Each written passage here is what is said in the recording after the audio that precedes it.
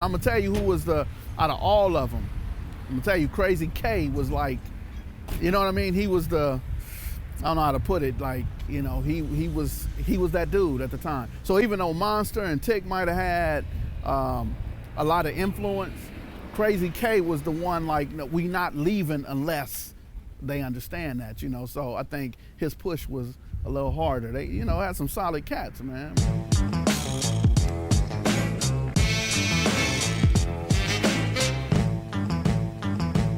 He would never turn down a fight. Crazy K wouldn't turn down a fight for no reason, man.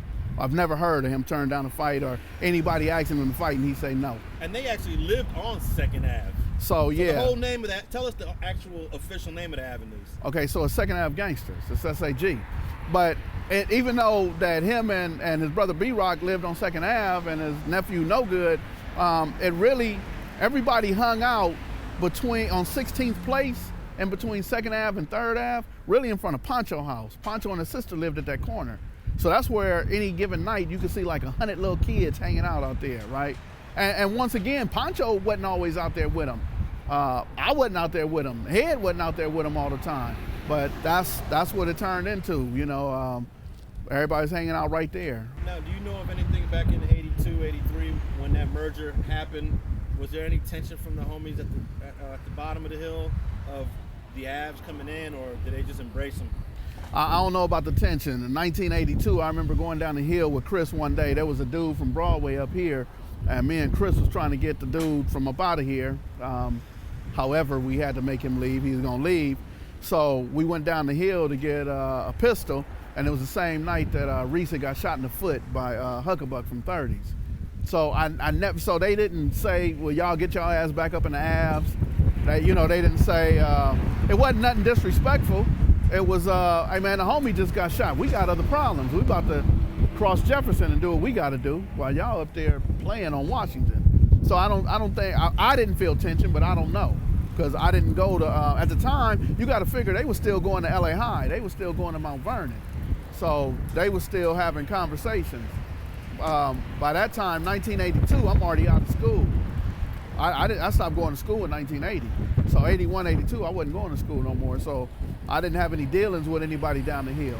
So from where we are right now, the farthest I went was Harvard. I never passed Harvard. I would go west.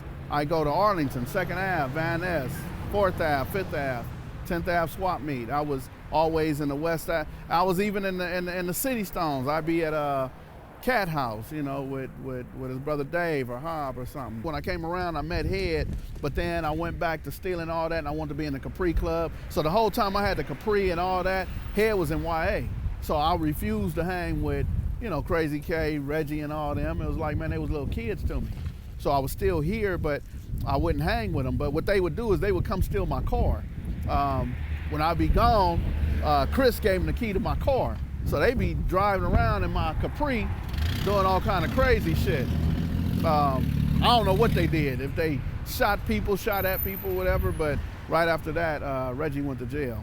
So all that time, Head was gone. Head was in YA. Head went to YA for shooting at one of my cousins. He shot at Mark Huntley, man, at Pastor or one of them schools, right? Snake was halfway on the fence. Snake would hang with Monster and them, but if there was some money going down, me, him, B-Rock, and Lil Chris would go make the money. We would put money first. Some of the homies down the hill used to be on 4th Ave, didn't Yep. Crazy B have Crazy a girl? B, Yeah. Angel, and all them, Stoney. So I met Stoney early on. I met Stoney when I was hanging on St. Andrews. I would hang on St. Andrews and Pico. The homie Eyes from Blackstone, his sister, had moved out the jungles and moved over there. So Stoney was in that same building. So I met Stoney, Philly D, I think Celis, and a few other people. I still did not go down the hill though. I didn't interact down the hill till like 84. I think that's when right before Matt Ronald went to jail. Chris wanted me and Matt Ronald to have a spot on LaSalle. So that's when I started going down the hill in 84. But still, it wasn't every day. I didn't start going down the hill every day until 1988. 1988, when I got out of jail, when I got out of prison, everybody was hanging at the Golden Bird right there at Brighton. So now I'm going down the hill every day. Now I'm meeting all the 20s, all the ones who I wasn't in jail with, or if I didn't know them from jail or nothing else, you know. This area's changed a lot. So this area never did become all black. Not this area. There was always a good mixture of Koreans and whites and blacks or whatever. But I think all the blacks are gone now. And there's a lot of Mexicans on the other side of Washington, right? Yeah. When you go north of Washington. Right, so north of Washington is the MCS, the Mid-City Stoners, and we started having beef with them, funk with them in '93. But I never knew them, so there was never a relationship that I had with any of them. And that happened over the homeboy Insane Wayne. They killed Insane Wayne at the taco stand on Venice and Western. We had a homie named Dion. So Dion drove a Volkswagen. He didn't really gang bang, but he grew up in the Avenue 20s, man, and he lived off a country club over that way. And they got him too one day. But they would always come through and shoot, man. But yeah, it was him and Dion, and it was always something. So we could never pinpoint, because at that time when we was at war, we had like 10 homeboys that got killed in '93. You know, so, you know, there was a girl from Schoolyard who was jumping out on folks. She was horrible. You know, so we was at war with the Schoolyards. At the same time, we was at war with the 30s. You know, that's the same year that Dwayne Capers got killed from the 30s, and they went crazy. You know, they didn't identify who it was, so they just shot every blood area. So we at war with the 30s, at war with the Schoolyards, at war with the Mid-City Stoners, so it's really hard to say what really kicked that, you know, who killed who. If I'm not mistaken, that's the same year that the war with the 18th Streets came down Adams. I started thinking of some names. I'm going to throw some at you. Curtis, a.k.a. Wicked. Man, that's my partner, man. Curtis is my guy, man. His brother is one of the dudes that I met early on living over here. So I didn't even really know Curtis. I knew his brother first. And his brother used to come to my house when I wasn't home. My mother moved to Inglewood, so that was probably like 84. My mother moved to Inglewood, and he would come over there looking for me. And when I wasn't there, he'd ask could he use a bathroom. And she said he'd go in the bathroom for 20, 30 minutes. And when he come out, she would find that he done shaved and took a bath. And she asked me, was he homeless? And I was like, nah. And I realized he was crazy. And while I was incarcerated in '86, he stabbed Curtis, man. Curtis was a good dude, man. And he was just always getting it. And when he got killed, man, we went crazy, man. It was the worst thing that could happen to us, man. I really felt that in my heart. Did you know who Donald Brim was when you first got over here, or when did you first hear of him? No, so I used to hang a lot in Inglewood, and hanging in Inglewood, a lot of people over there in the IVC neighborhood, they came from Watts. So I met the Brim family around the time of buying drugs, when I started drug hustling. So the Brims got money, got all the shit in Watts, right? So I didn't know Donald Brim, but I had met the Brim. So when I got out in '88, that's when I met Donald Brim and found out that he was related to them, to BR and all them in Watts. Yuri Brim, all the Brims, you know. Yeah, it's a huge Grape Street family. Not to get confused with the Blood Brims. Yeah, no, they're not Brims from Harvard Park or from Fruitown. No, their last name is Brim. Yeah.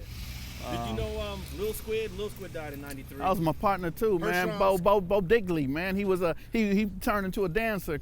I remember the day they shot his hat off, and he came and showed me the hole in his hat. He said, man, they shot the hat right off my head. And I was happy that he has really stopped gangbanging, because he was a cool dude and he really wasn't with that. You know, so yeah, I don't think, he didn't get killed gangbanging. I think he got killed having sex with somebody's wife or something. Well, dude came home or something like that. His girlfriend's baby daddy called up one day, and he grabbed the phone and cursed the dude out. And dude said, "I'm on my way over there right now." And he got there, they shot him. Yeah. You know, over something dumb. So that was January '93. But on the same exact day, Santa Claus was killed. Right. So Santa Claus, man, had the reputation. So every time I went to jail, every time I went to prison, and somebody find out I'm from 20s, well, the very first name would come up would be Santa Claus. Santa Claus had the reputation of the stuff he did in YA and all that.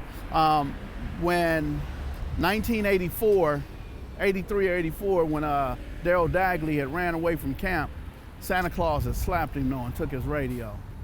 And I had a major issue with that, and I didn't know Santa Claus, and I was like trying to lead the pack, man. We got to go do something about that or whatever. But I think that was the only time I felt tension, but that was my tension, you know. I'm like, man, how we gonna let him do this to the little homie? But I think he went bad after that, man. I don't know if it was drugs or what, but you know, the reputation was kind of tarnished by drugs, but he's still probably the most legendary Rolling 20s. If you're talking about legends from the 20s, Santa Claus is definitely the guy. The dude I had a lot of respect for was Stoney, who got killed in '87. I was locked up when Stoney got killed. Stoney was the guy I looked up to, you know, in 20s or whatever. But Crazy B had a positive reputation too. Like, he was jumping out at parties, he was jumping out at Dinker Park, calling them dudes out, you know. So, you know, he wasn't a joke either. There's a lot of dudes over here that had that reputation. You know, people still tell me about Nico. You know, Nico from 20s. When every 30 I know will say that Nico used to get in problems going to school. You know, so Nico got that reputation. This a gang of dudes got the reputation of having them hands. And see, we talking about back in the days when dudes would jump out and fight. Nowadays, dudes jumping out with AKs and AR-47s or whatever. Thanks for watching StreetTV.net. If you're not subscribed, please hit that button below and click the bell to receive alerts and notifications. Like and comment below to give us your feedback, and be sure to watch the 2 related videos to the right. If you want to support this platform or follow us on social media, visit the links in the description and listen to our weekly podcast, The Gangster Chronicles, every Thursday. And thanks for watching StreetTV.net.